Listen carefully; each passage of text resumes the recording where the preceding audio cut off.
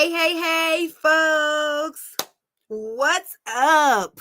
Good evening. And listen, welcome to the kickoff. That's right, the kickoff of our 2025 Health Month conversation, Kings in Conversation. Now, I'm your host, JQue, and I'm honored and excited about holding space for this powerful dialogue tonight. Each Tuesday night of this month, we're coming together. We're amplifying the voices of men from all walks of life. I mean, we're sharing real stories, real experiences, real insight on what it means to be well, whole, and heard from the man's point of view. We're diving into topics that don't always get spotlight, right? Mental health, identity, relationships, legacy, the weight that men silently carry. These conversations, they're necessary. And it's not just for men, but this conversation is all who love men, work with them, and do life alongside them. So whether you are watching this now live, catching it for a replay, or sharing it with someone who needs it, thank you. Thank you for being a part of the conversation and this space. So let's get ready to meet your panel. But before we do, I'm going to ask you to share. That's right. Share this. If it's a replay, share it to friends because the conversation is about to go down and these men have something to say. So let's introduce our panel. Hey, fellas, come on into the conversation. Come on in. Come on in. How y'all doing?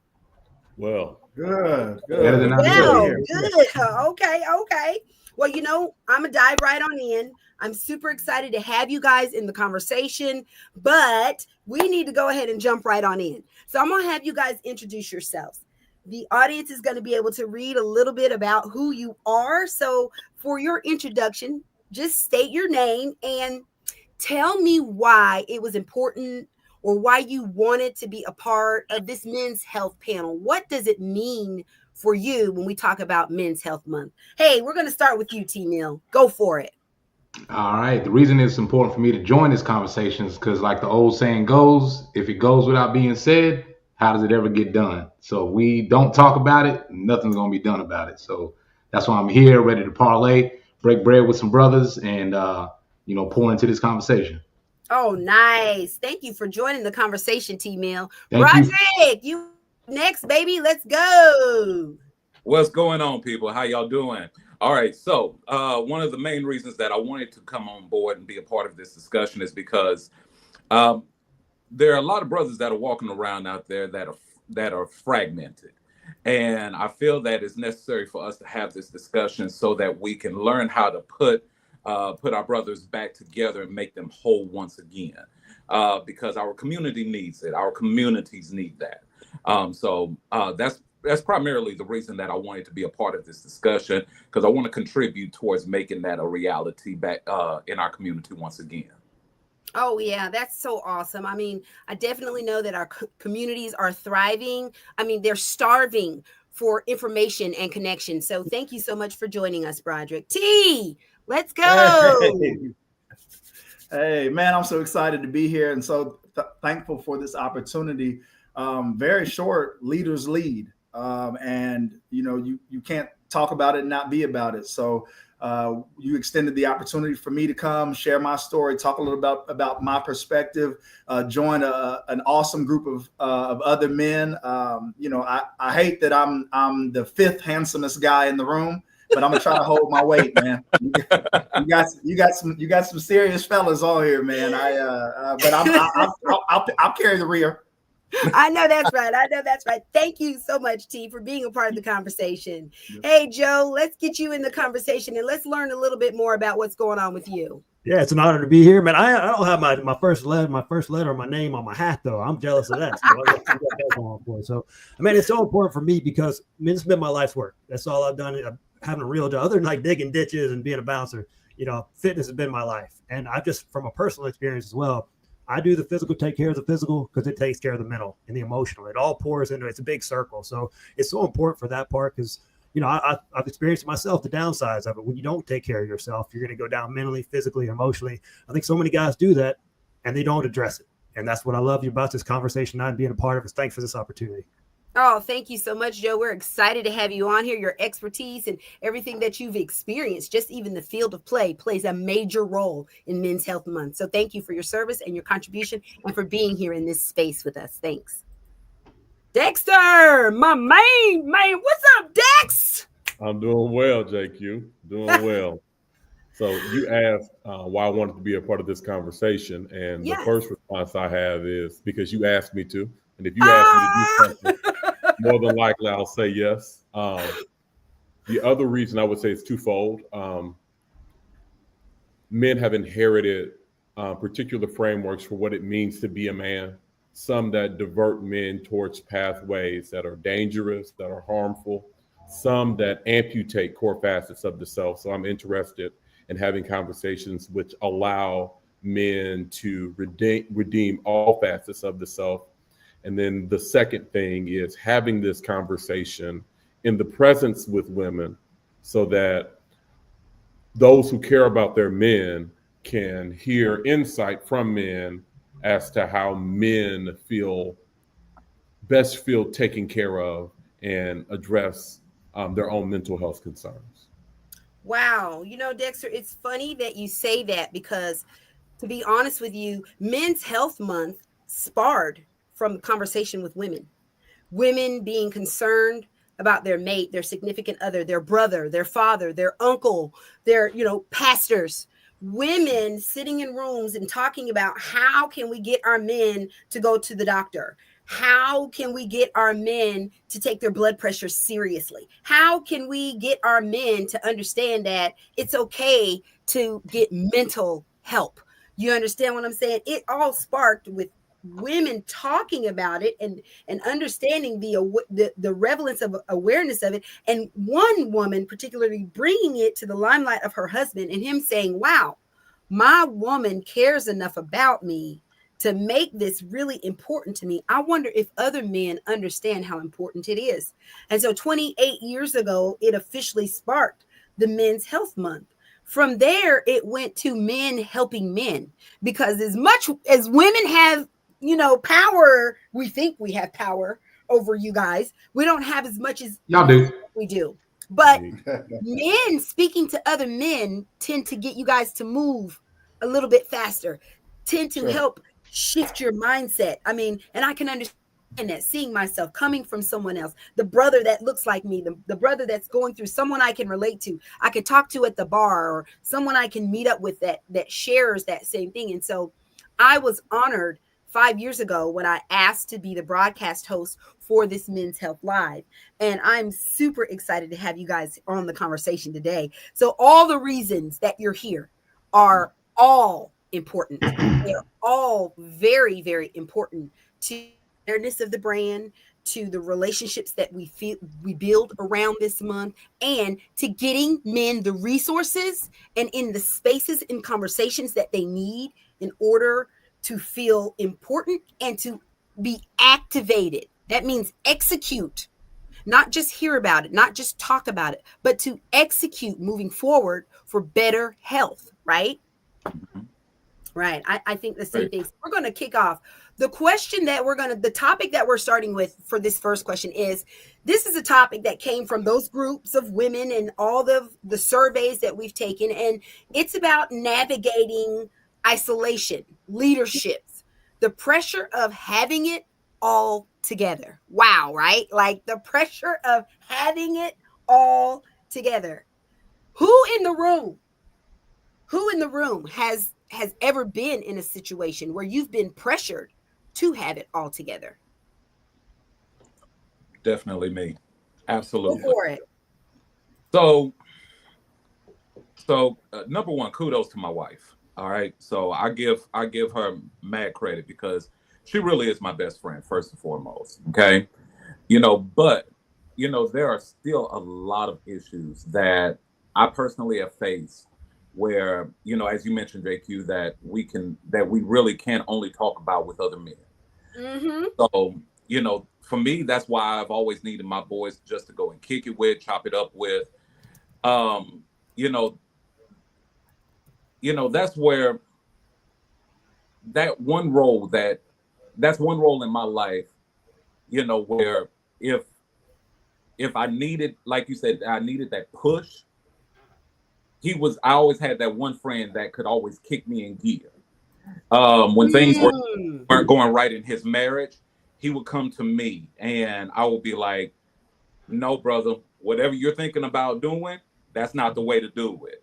Or if, you know, or if we were out somewhere and things were not going the way that we wanted to, we would keep each other out of situations. You know, so there's always a need to have that accountability partner. There's always that need to have someone that, you know, that would help you keep it together. There's always that person that if you need to cry, if you need that person that's going to help you, if you need to break down, that's going to be there to catch you. You know, you got to have that partner. You got to have that partner in crime, so to speak. You know, so now for me, you know, just on a personal note, the brother that I had in my life that, you know, that helped me keep it together, you know, the one that helped me mourn my mother's loss, the one that helped, you know, the one that helped me, you know, through the times when we literally only had two nickels to rub together. For me, that brother got tragically killed in a drunk driving accident several years ago. You know, so Mm. you know, so that was a blow to me. That was a blow to me. Now, you know, thank the man upstairs, his family and I, you know, we bonded so closely and we've developed such a, you know, such a tight knit relationship that we haven't skipped a beat, you know, since that time. But there's still, you know, there's still that void there, for me. But I will say that at the end of the day, I encourage all of the fellas, you know, if you're within the reach of my voice, if you don't have a partner like that in your life, please, please, please get one, because you're going to go through things in life. You're going to go through, you know, situations. You're going to go through ups. You're going to go through downs, just like your triumphs. Believe me, ever since that time, I've had some of the greatest joys in my life. And just like my family and my wife, I would love to be able to share those joys with him. You know, and just like in tragedy, I Yeah. would have his support here with me to be able to go through them. You know, so you know, I encourage the brothers, please get, you know, have somebody there with you, you know, to Yeah. help carry you through those. It's so important, you know, having strong friends, strong bonds, strong connections. But what about when you're in those situations where maybe you don't feel like you have that strong bond? You know, I speak with men clients, even on my holistic side or my fitness side. And I'm sure, Joe, you've run into several men who you've talked to, or maybe that you've coached, who have that same, you know, that same rapport where I really feel like I don't have anybody. Yeah, I think just men are expected to kind of lead, support, protect, and never break, right? You got to be that strong person that everyone else leans on. But, you know, I think about pastors a lot. Like, they check on everybody. Who checks on the pastor, right? And when you're a leader, it's the same deal. Like, who checks on the leader? Like, you need that. I love what he already talked about, that you got to have. I got two friends like that. But I think also, you know, you got to find that group. It's a, you know, a band of brothers, something that you can lean on. For me, it's also my wife, like Broderick said as well, that you got to have that soft place to land sometimes. You know, your boys are one side, and then you got the feminine side as well. I think that's important to get both sides. But and they're just kind of giving up that hey man, it's okay to ask for help.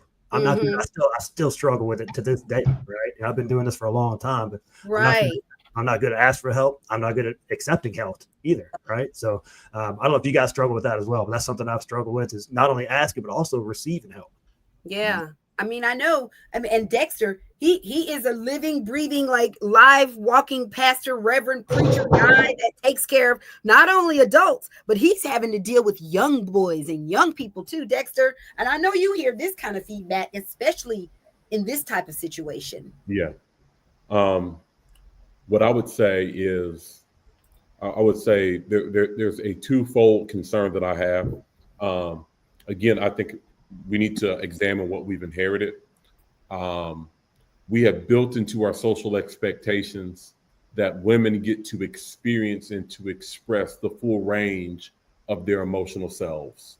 Mm-hmm. Whereas men are shamed or ostracized in moments of weakness, and not just moments of weakness, sometimes moments of joy and excitement. And I think in order to address those concerns, what we need to do is, one, start to be introspective about the ideas about ourselves that we've inherited. Have we inherited ideas that I am less masculine if I ask for help, if I prioritize my joy, if I prioritize processing grief or sadness or frailty, right? And then I think the next step is understanding that the vast majority of men will at some point admit that they've experienced these moments of isolation, but did not know where to turn because they were afraid of social consequences. Mm-hmm. So bravery, I think, demands men, especially men in leadership, to take the first steps towards modeling not weakness, but proactive vulnerability, so we can create communities that uplift men, that hold men up, and that allow men to express the full range of their emotional selves, to process life as it happens in authentic ways without fear of being shunned and socially ostracized. And the final thing I'd like to say is that I think also men experience on the front end of their lives very, very, very early, and I see it with my youth, that their value is tied to performance. It's not intrinsic. It's tied to their ability to be fast, be smart, be strong, execute a demand. And throughout a man's life, we find ourselves chasing performance and the appreciation that comes from performance. And I think we need to start asking ourselves, do we feel valuable irrespective of how productive we are, irrespective of how productive we are at work, at home? This is not to suggest that there isn't something very, very valuable about being productive and industrious, but we need to be around people who uplift us, not because we're productive, but just because they like being in our presence. They think you're funny. They like your personality. They want to kick it with you. And I think as we do those things, we'll be able to create environments where men can thrive, experience the full range of their emotional selves, and not sink into a cycle of isolation and depression. Wow. Wow. Lord. Everything you said there was like a whole full on out sermon without the but literally, I mean, you touched on every exact point.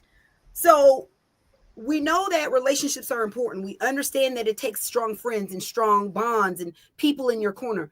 But at some point, we didn't have those. We've all matured to that space now. What about the man who's watching this right now, or the young boy who may be watching this in a replay? His mom made him sit down and watch it, who needs to know how to do that, how to show up, where to go. Is there a formula? What am I supposed to do to create these bonds? How do I get a real strong friend? Do I know when I'm supposed to? What is a real? I mean, there's so many questions behind a strong friend or trusting someone, and how do you do that I don't even think we talk about that or we teach those to our youth. I've never been taught in, how to have I've had words thrown at me to say, this is what a real friend, this, and this. But how do you really do that? How does somebody really show up and really execute finding a good, strong friend with bonds that help me stay healthy and consider men's health and my personal health as something that's important to me? T? Yeah, great question. And I've got so much I want to say about this, and that's already been said. But the first thing I'd like to go specifically to what you just said is the vulnerability it takes to build new friendships. And I think you need a friendship at 3 tiers. I think you need somebody that's a step ahead of you, somebody that's where you want to be, and you can model yourself after a little bit. They can lead a little bit, and that's at all tiers, all ages. Somebody that's a step ahead of you you need somebody that's a true peer. Somebody's kind of right there, standing in the gap of the same space as you are, at the same time you are. And then you also need somebody that for lack of a better word, is a step behind you and still working to kind of get where you are. And I think if you can build a friendship circle out as a man at all three tiers, as somebody that you look up to a little bit, they're not way off, but they're a step ahead of you, that constantly give you something to strive to, constantly give you something to work towards. They're leveling up, and it makes you want to level up. You don't necessarily envy them. You definitely don't. Want what they have or anything like that, but you want to get to where they're going. You admire their ambition and things like that. So, and then somebody that's on the same tier, going through the same life journey, because you want to be able to bounce some things off of that person. Man, this happened on my job, and this, that, and the other, and some of the things that they're experiencing, you all are in the same space of life at the same time. So you've got a true bond with that brother through the thick. And then you've got somebody, like I said, that's a step behind you that looks up to you, because that also feeds into the male ego, which we all have. And that helps you. It helps. It feels good to you that somebody looks up to you as well. So if you can build out a circle like that, and it took me a long time to do so, I'm very, very extremely fortunate that I have that. Matter of fact, one of the guys, probably my peer friend, I tagged him in the comments because I forgot to send him the link, but I tagged him. And he's a great brother and a great friend. He's somebody that leads us home the right way. He's the type of husband that I try to be. He's, he works in a mental health space as a professional. So he's got some ideas and some thoughts there. He's building out his family similar to the way I have. His kids are significantly younger, about a decade younger than mine. So I'm able to offer perspective in some space like that as well. So I truly think, and that's something that I picked up a few years ago and began doing that. If you can get, as a man, a friendship circle of at least three, one a step ahead, one a true peer, and one a step behind. I don't want to use the word below, but somebody that can look up to you. You've got a really strong circle. And you're headed in the right direction. And so that's what I'd like to encourage the man to do that. Yeah, I think that's really great as well. I mean, again, being in spaces and places, that's really the biggest thing that you can do, is being in the spaces and the places, because there's not really a system, or, if you play baseball, then there's a system on how to do it. You do it the right way. You go when you train the muscle, you do this, that, and the other, but building relationships is a muscle that gets trained over time, over years, over mistakes, over friendships and relationships that build over and over and over again. But in order to initiate the building process, you got to go and stake your claim on that land, right? Yeah. You got to be in the space, in the place to collect real estate, to buy a piece of property, to invest in whatever you're building. And that starts with being in the place and the space. Sure. There was Joy Thorpe asked a question in the chat just now. Yes. Can I speak to that, or do I wait? Yes, or what's definitely. Let's find out what was it. Let's see here. Oh, there it is right there. So here's her question, folks. Are there any brothers wanting to connect, break through, that are a barrier?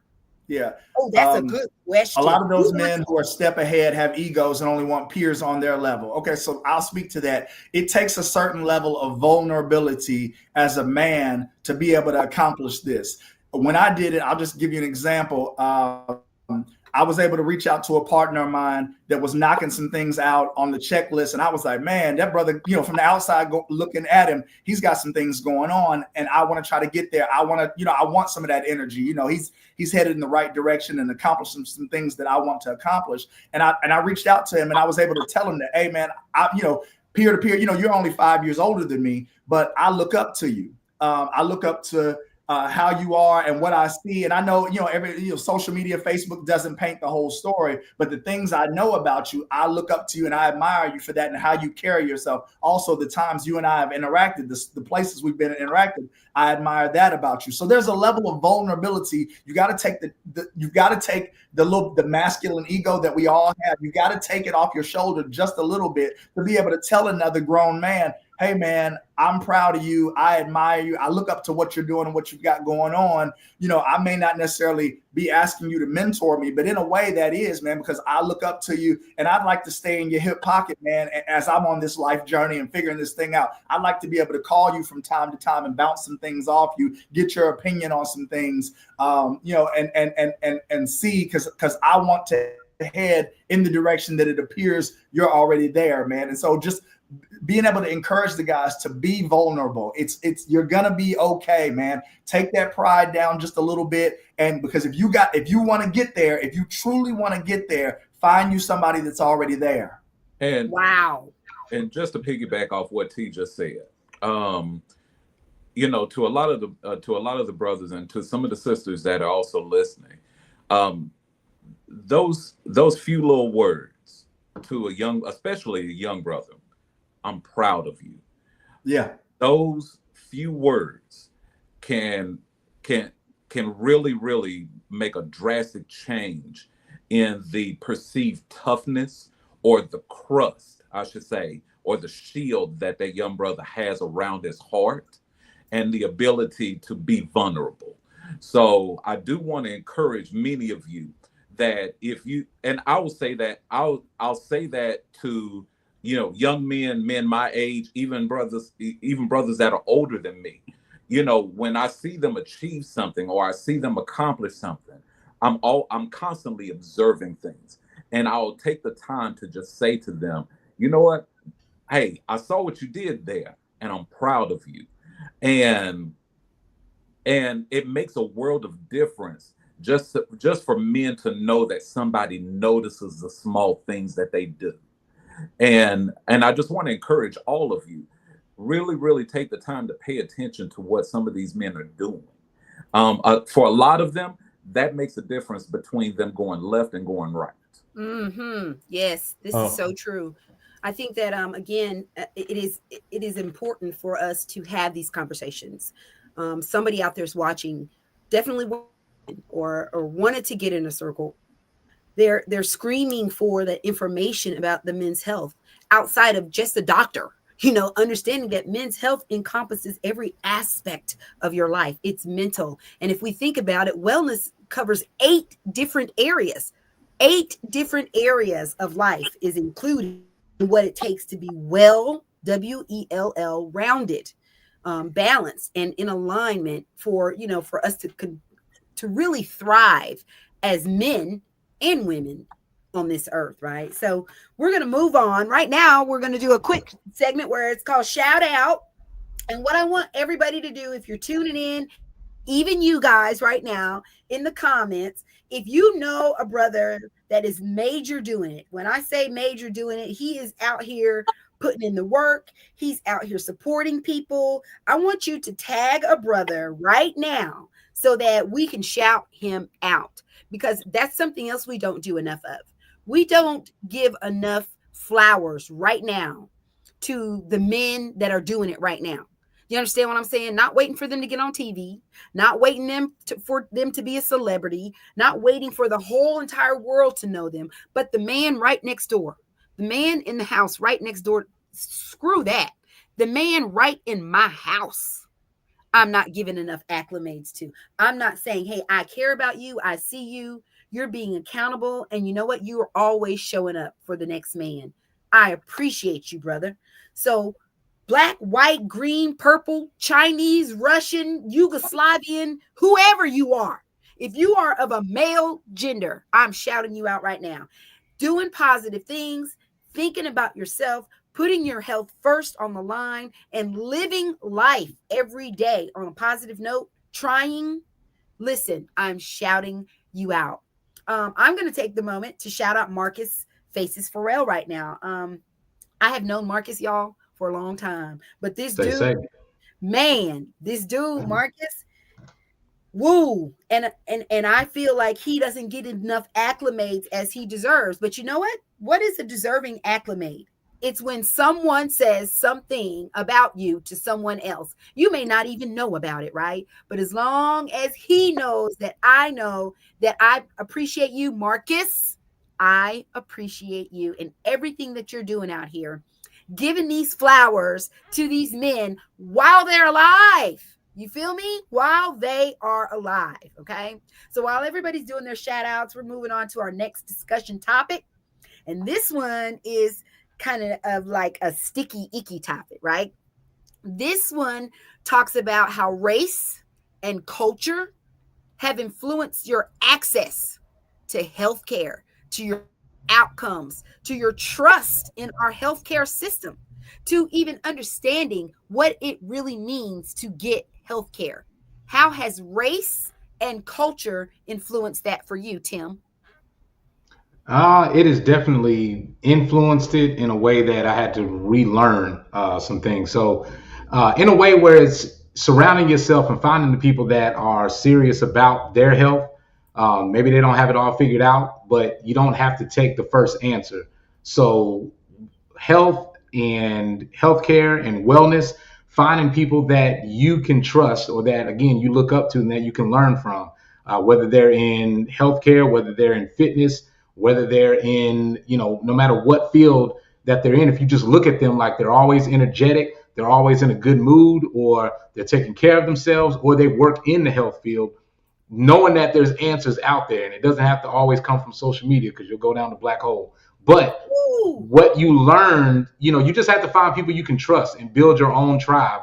And if you're not getting those answers of health, wellness, mental health, spiritual health, if you're not getting those from someone, find another room. If people aren't allowing you or letting you in that room and you're finding there's a barrier there, all right, that's a dead end. Go find another room where people are pouring into you and sharing health and wellness tips, or the folks that call you and, brothers, we might rank on each other from time to time. You ain't been in the gym in a minute, man. You might want to leave that alone a little bit. Like you get a little thick, you might want to, drink some water or something. And some people take that to heart and they take it, they can't handle it. But you also want people that can hold you accountable and do it with you. So chances are, if you have someone in your circle, or make someone in your circle, and find those places to build with other men that are living healthy and trying to strive for that. So if you don't have it, build it. And the answers that you're looking for your health and wellness, write those down, what's important to you, and then be serious about doing it. Don't just sit around all week talking about you're going to work out. Work out. Like once you do it, the talking about it is over with. Whether you do 5, 10 push-ups, or whether you don't have to go to the gym.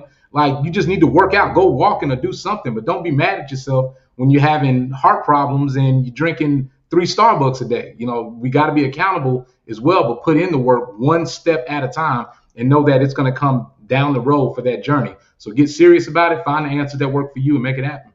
Yeah, those are all great, Tim. It's easy to sit on the other side of the mic and for us to talk about, go find it, go do this, go do that, go do this, go do that.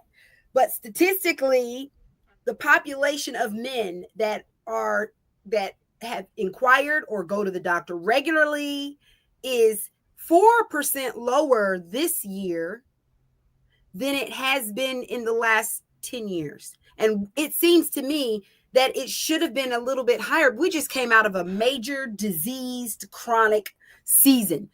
COVID really took us out. You understand what I'm saying? It made me, and I'm a health person. I know Joe is a health person. Even during that time, it made me want to level up and live life differently, right?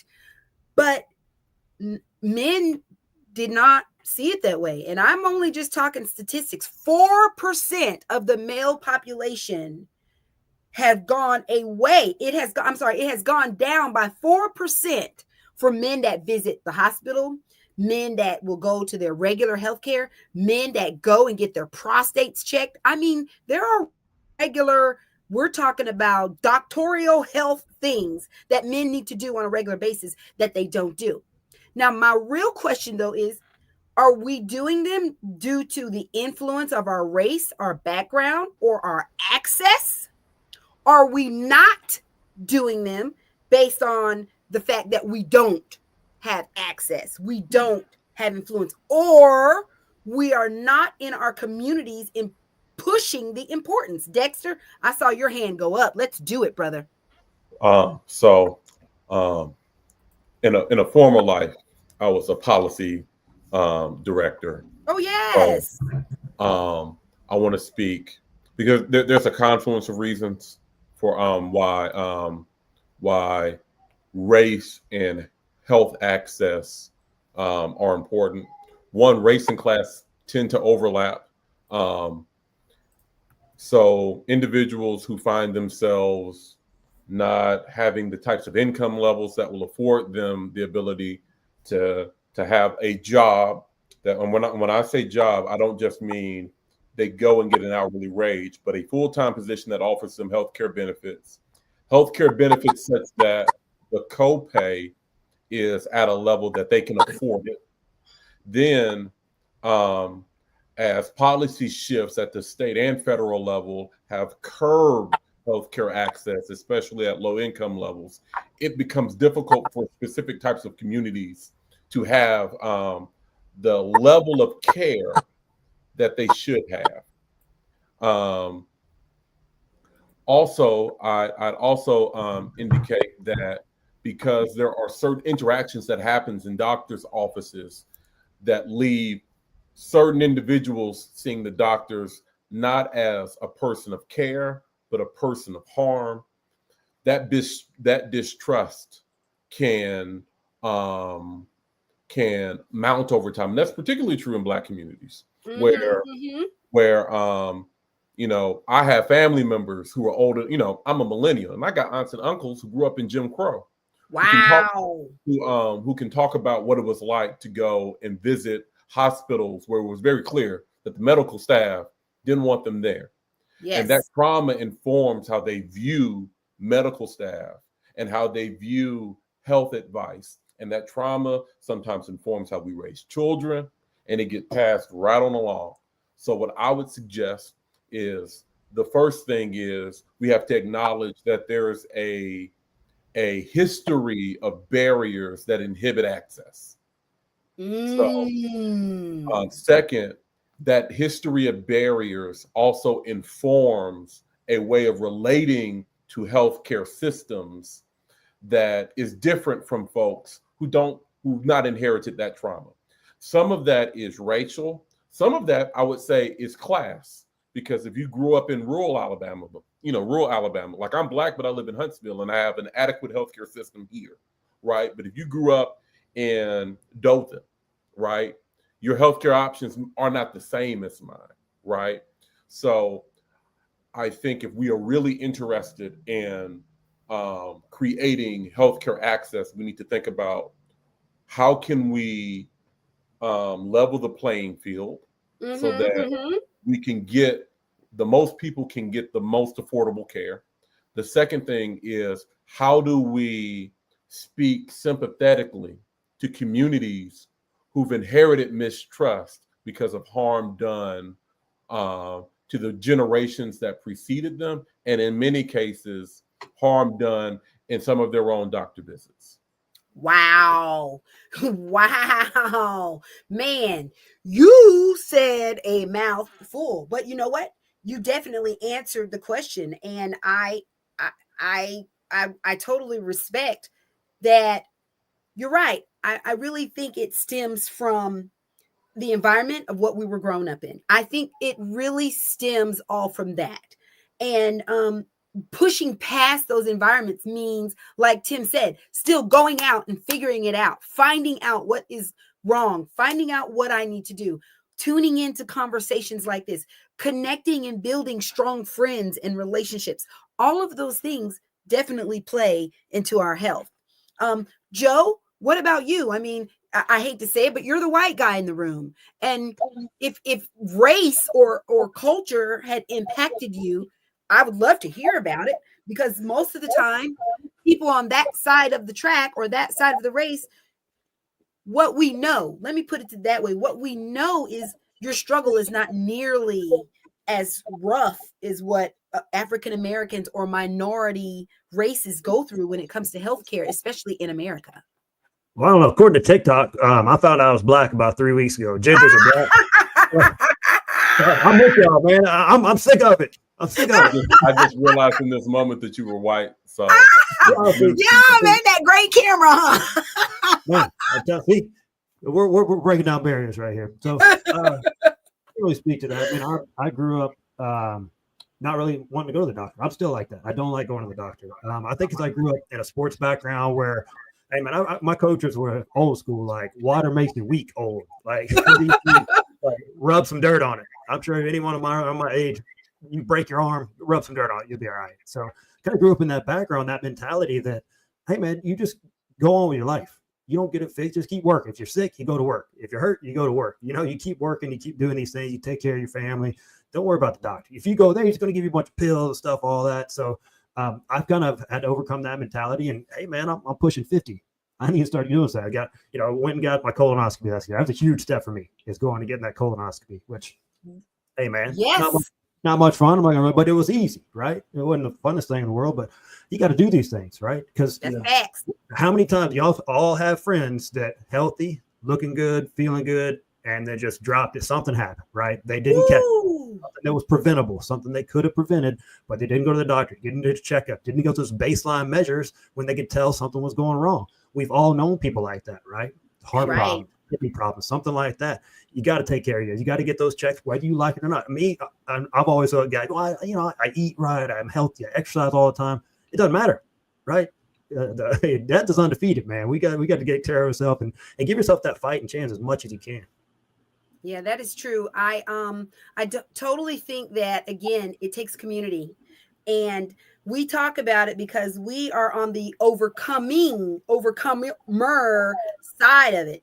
Not to say that we don't continue to have challenges or that we don't continue to have to maintain thought and mindset and force ourselves to stay in alignment with what it means for health.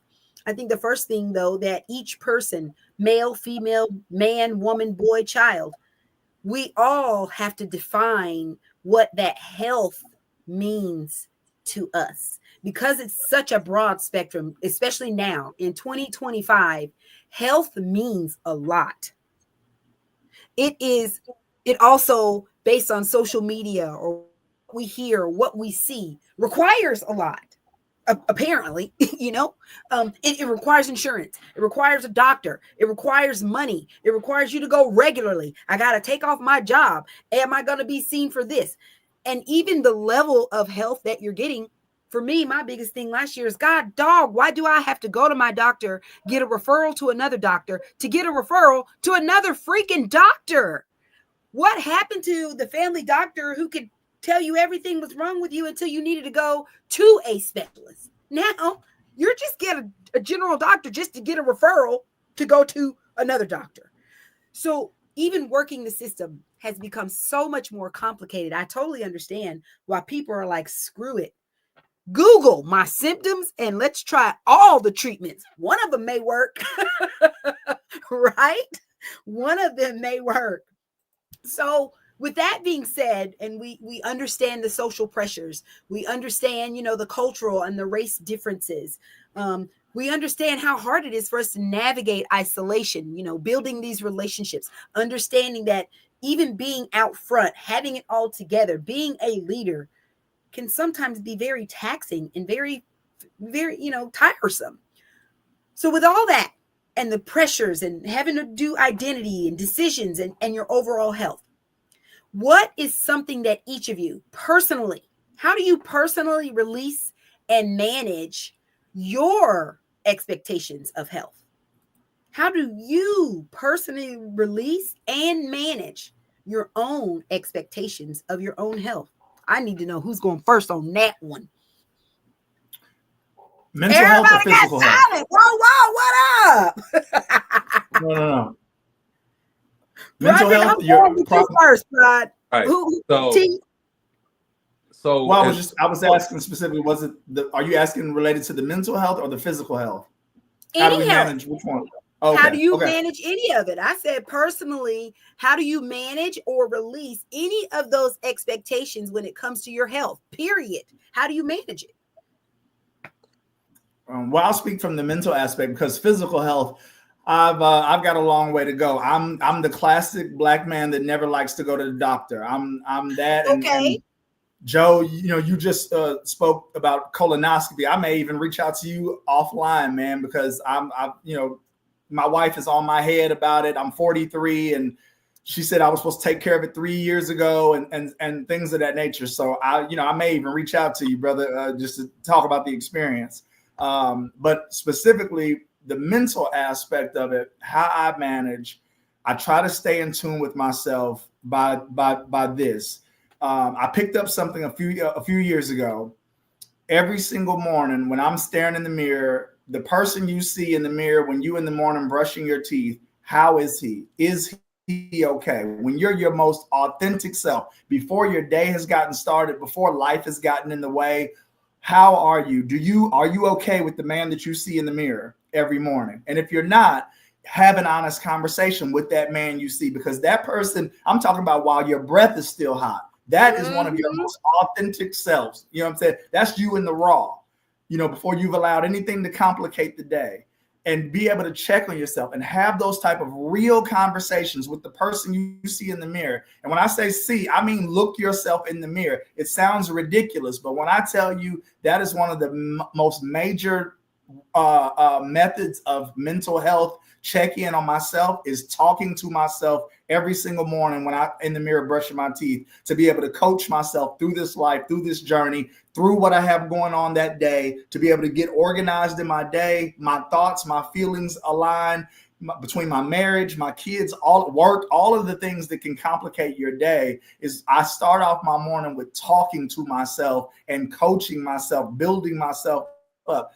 Some days I got to tell myself, hey, man, you okay? Hey, man, you smart. You look good. You got a couple dollars in your wallet, all of those things. And other days, you got to be hard on yourself and say, hey, man, your wife shouldn't have to ask you about X, Y, and Z. You should be, you've been with her 7 years. You know how it goes, and things like that. So that is something that I picked up probably 5 or 6 years ago. And I cannot overstate how much it has helped me along life's journey, having a morning conversation with myself every morning.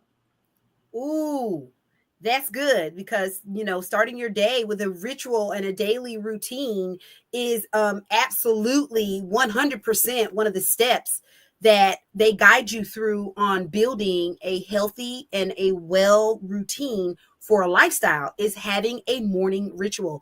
Thank you so much for sharing that. What about you, Tim? How do you personally, release or manage your healthcare and your wellness expectations? We can't hear you, T. You got to unmute me. I did. Sorry. All right, there you go. So I just do it, or figure out the steps that it's going to take to do it, no matter how drudging it may be. I know what it feels like to not do it or follow up. I know how it feels to not be proactive, and so I try to use that as an example to just get up and do it, or don't. And I know what's going to happen either way, because it's. And I'm not saying that it's like it's easier said than done, but it has to happen. I have to get something done in order for something to happen. So if it's, something like, I'm having heart palpitations, and this is, earlier this year, what do I do about it? Do I just keep letting it happen, or do I start asking questions? And you start asking your friends, asking your family. We have a lot of doctors, nurses, health professionals, and mental health or spiritual health in our family. So though I may not have the access to healthcare or the runaround, I can go talk to grandmother. I can go talk to mama. Mama, look, this was happening with my heart. What do you think? And ask and mine your community and your friends and family to try to find out those answers. And like you said, Google it. And by the time I got around to my primary care physician, and she's asking me, she's setting up dates for tests and all this, that, and the other, doing all well intended. But by the time that I drank the juice that I figured out how to put together between my grandmother and Google, and went back to check it out again, and she's doing my EKG and doing all that, and she's going, well, I don't see anything. I said, yeah, I took this juice. It ain't here no more. She's like, well, I guess you don't need the test anymore. I'm not going to tell you not to drink it. Just keep on drinking it. So, be proactive about it. And, if you're hearing our voices, men, talk about it. T was talking to Joe about the colonoscopy. That's just a real conversation. We got to talk to each other. And if you're not having those conversations with your friends, start having those conversations. Bro, when the last time you got your prostate check yet? You got your colonoscopy check? But I don't want to talk about that. I'd rather talk about that than call you and tell you good night. I don't want to call and tell you good night. I'd rather hear about you going to get your heart checked out. I'd rather you hear about you getting, some treatment. I'd rather hear about how's your health doing? Are you going to be here? Are we going to be here? Tell me how it was, bro. What do I have to look forward to? What mistakes do you think I should do right now? And let's talk about that and holding each other up. So yeah, that's the thing. It's just doing it, getting it out there, and making sure that you're being accountable and proactive to say, hey, I don't have the resources right now or the knowledge to do it, but what can I do to get there? You know, if you don't have health insurance, make your own health insurance. You know, put a couple dollars to the side and mind your family, your business. There's so many resources that are out here that we can find. There's no is not an option. You know, not doing it is not. It's an option, but it comes with some things. So we have to make it happen ourselves and fight for our life and our privilege to be here. If God's given us breath, that's our job. When we get up, we got to figure this thing out. You woke me up this morning. All right, I'll figure out the rest. You fit. So let's go. Yeah, totally understand it. That's like, you know, like you said, it's also a matter of desire. When humans desire something, no matter what it is, whether it's good or bad, it is not about a right or a wrong. It's about our natural desire.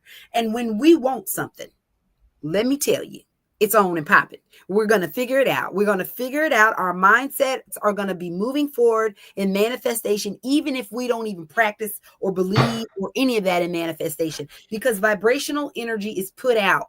When you have the desire to do something, usually if you have enough desire, it's going to happen. It's going to manifest. And like Tim said, when you want something, you're going to go into that mode. You're going to Google, you're going to call, you're going to, hey, Dexter, hey, Joe, I heard you say something about colon stuff. Yo, I need to find out more about that. Just like T said, you know, even in this conversation, it sparked something for someone else. And that is exactly what we want to do. What about you, Broderick? How do you personally, you know, release and manage your health care and your wellness? So I'm going to go deep just for a moment. Okay. Be not conformed to this world, but be ye transformed by the renewing of your mind. Dexter will understand, many of you will understand exactly what I just said. And there has to be an intentionality in terms of wanting to change who you are into what your mind wants it to become. Rewiring your brain takes work and it takes dedication. Because the more you work towards doing that, the old you is gonna try extra hard to pull you back into an old version or into an old memory of you. So that's where the intentionality comes from. I say all of that because as a person who has done the therapy, as a person who continually every day works to try to transform his body. You know, to the panel who has spoken on colonoscopies, I'm a brother who has had 2 of them. Because, you know, I've had those scares. I've had that family history of cancer. I've had that family history of heart disease. I've lost my mother to a devastating heart disease. You know, and to watch her go through such a lengthy battle with it, to it finally transitioning her, and then making that decision to say, I made a promise to my wife that I was going to love her forever. Well, I don't want forever to only be a few short years. Okay? Yes. So, yes. So I had to make it up in my mind that if I'm going to fulfill this promise I made to her, that I've got to make some changes. Yes. You know, so that's where I had to really, really understand that at the end of the day, I got work to do. Hey, we all got work to do, Broderick. And you know, it's so great. Like you said, relationships, women, people in our lives are going to be important for keeping us accountable. That's one of the major flaws of every human being. We all need accountability somewhere in some aspect of life, literally some aspect of life. Dexter, I'm going to move on to you. Let us know what, you know, how do you personally release or how do you manage your healthcare and the wellness expectations that you have? I try to maintain simple habits. One, I try to do something each day outside of work that stimulates my mind so that I can continue to be able to think creatively, and to be curious about my world. I try to engage my body in some type of athletic or physically strenuous way 3 to 4 times a week, not just because I want to, be able to go to the beach, take my shirt off and feel really good about the way I look, but also because it's really important to maintain that type of mobility and strength, especially as I age. And I know one person's probably going to talk about this. Those endorphins that are unlocked when you work out make you feel better. In many respects, sometimes we are depressed because we have not moved our bodies. Try to monitor what I eat. I try to go outside as frequently as possible as humans. We are not designed or hardwired to spend large quantities of time in one place doing repetitive activities. That's a recipe for isolation. Mm-hmm. I spend time with community as frequently as possible. Depression and anxiety thrive in isolation. And the other thing too is I've heard, and I think men, we should start thinking like this. I've been hardwired. All of my conditioning is about, my ability to perform, my capacity to give to others. And I just started thinking, well, I'm due a good life. So a lot of what I do for my health is about, I'm going to prioritize my own joy. I'm going to carve out time where I'm going to do things that I like to do. So every day I have something that I look forward to doing. So when I wake up in the morning, it just isn't responsibility after responsibility after responsibility, but carving out that time so that joy is a part of mental health. And if you've amputated joy and excitement from your life, inevitably the other markers of physical, emotional, and mental health will be in decline. And I think we have to start framing our way of interacting with others and the way we narrate to ourselves as not just about, I'm going to put in the work, I'm going to do this because people are dependent on me, I'm dependent on me. And also every brother, out there, you deserve a joyous, carefree, unrestricted life just as much as the people you're trying to provide for.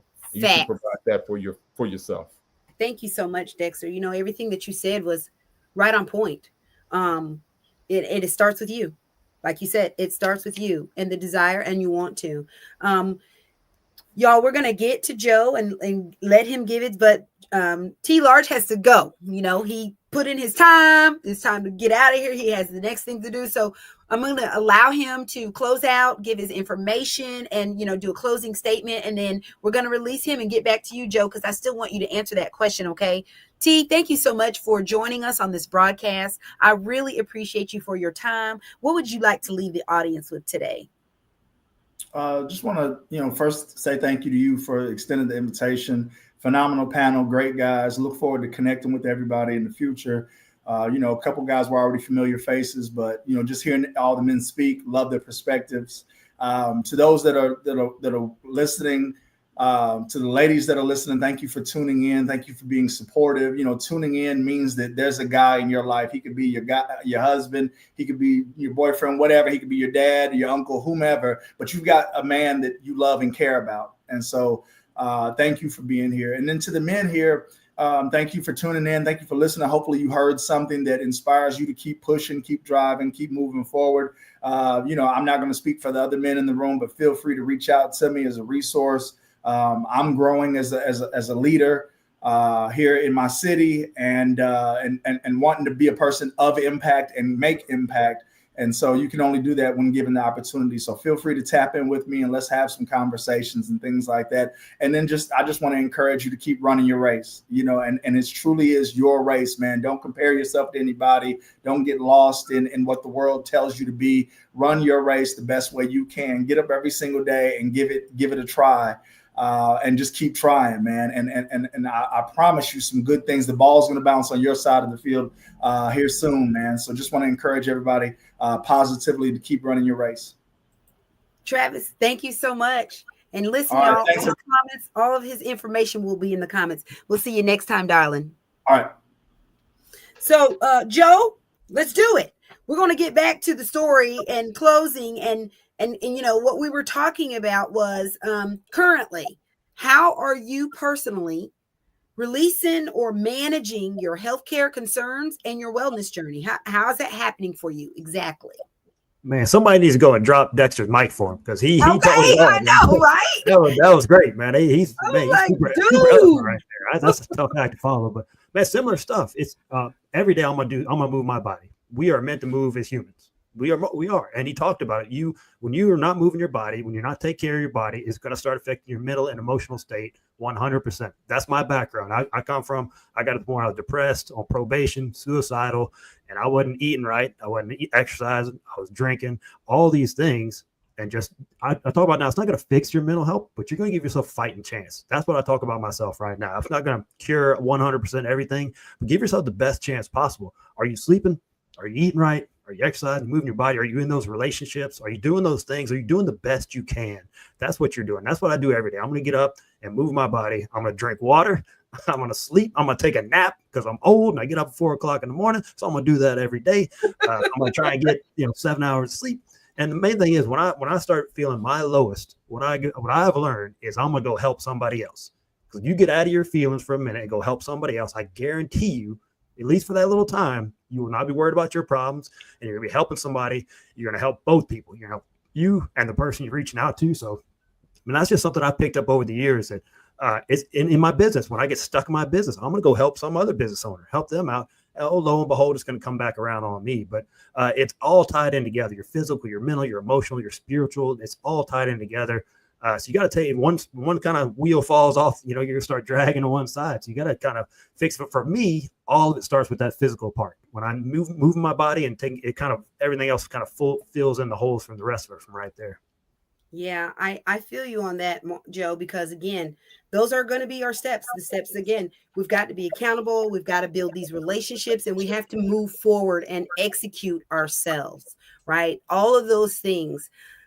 Guys, it has really been great having you join me for tonight's panel. I appreciate all of the things that you have contributed to this conversation. Thank you, everyone out there in virtual world who took part of this conversation live.